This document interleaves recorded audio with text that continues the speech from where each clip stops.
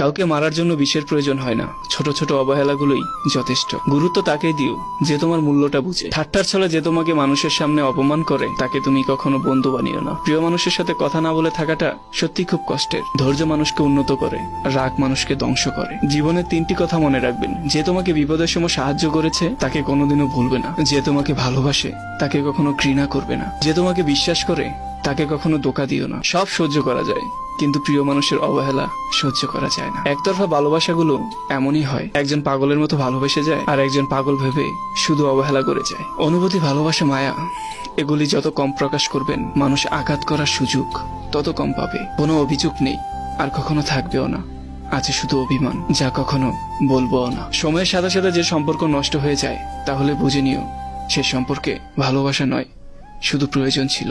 সম্পর্ক কখনো দ্বিতীয় ব্যক্তির জন্য ভাঙে না, সম্পর্ক ভাঙে তার জন্য যে তৃতীয় ব্যক্তিকে